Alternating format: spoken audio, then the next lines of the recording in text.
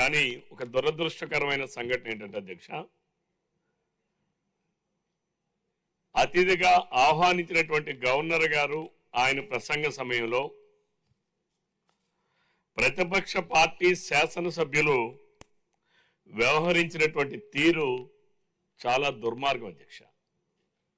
ఎందుకంటే ఈ సభలో రాజ్యాంగం ద్వారా మనం వచ్చాం అధ్యక్ష. ఎవరంతటి వాళ్ళుగా ఈ సభకు రాలేదు అధ్యక్ష.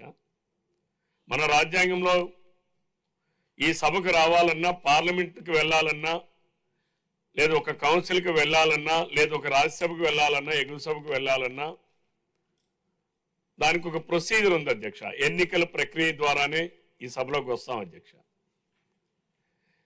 ప్రజలు ఇచ్చినటువంటి మ్యాండేట్ ఏదైతే ఉంటుందో ఆ మ్యాండేట్ ఎవరు అధికార పక్షంలో ఉండాలి, ఎవరు ప్రతిపక్షంలో ఉండాలి అనేది ప్రజలు ఇచ్చేటటువంటి మ్యాండేట్ అధ్యక్ష. ఈరోజు మీరు ఇక్కడ స్పీకర్గా ఈరోజు మీరు ఉన్నారనంటే ఈ సభలో ఉన్నటువంటి శాసనసభ్యులందరూ కూడా ఎన్నిక ద్వారా మీరు ఈరోజు స్పీకర్గా ఉన్నారు అధ్యక్ష. ఈ సభలో ముఖ్యమంత్రి గారు ప్రజలు ఇచ్చిన మ్యాండేట్ ద్వారా ఈరోజు ముఖ్యమంత్రి గారు స్థానంలో ఉన్నారు అధ్యక్ష. ప్రజలు జగన్మోహన్ రెడ్డి గారికి ప్రతిపక్ష స్థానంలో కూడా ఉండడానికి అర్హత లేనటువంటి వ్యక్తిగా ప్రజలు భావించి ప్రజలు మ్యాండేట్ ఇవ్వకపోతే,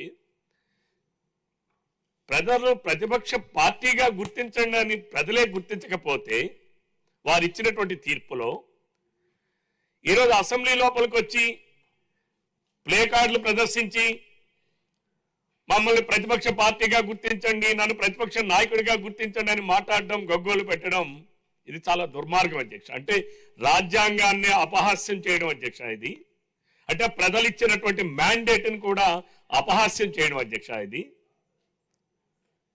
అందరం కూడా 5 సంవత్సరాలకు ఒకసారి ఎన్నికలకు వెళ్తాం అధ్యక్ష. ప్రజల తీర్పు కోసం వెళ్తాం అధ్యక్ష.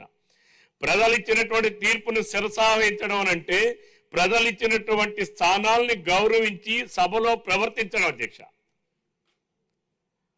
మరి నిన్న గవర్నర్ గారి ప్రసంగంలో వాళ్ళు వ్యవహరించినటువంటి తీరైతే నేను చాలా దుర్మార్గం అధ్యక్ష. వాళ్ళకి ప్రజలు ఇవ్వకపోతే మ్యాండేటు ఈరోజు వచ్చి సభలో ఉన్నటువంటి మీకు నాకు ప్రతిపక్ష హోదా ఇవ్వండి, నన్ను ప్రతిపక్ష నాయకుడిగా ఇవ్వండి, నన్ను గుర్తించండి అని చెప్పి అడిగే హక్కు ప్రతిపక్ష పార్టీగా ఉన్న వైఎస్ఆర్సీపీ పార్టీ జగన్మోహన్ రెడ్డి గారి నాయకత్వంలో లేదని చెప్పి ఈ సభ ద్వారా ఈ రాష్ట్ర ప్రజానీకానికి తెలియజేస్తున్నాను అధ్యక్ష. అధ్యక్ష, ప్రజా సమస్యలను ప్రస్తావించాలనే ఆలోచన ఉంటే మనం చాలా గతంలో అనేక సందర్భాల్లో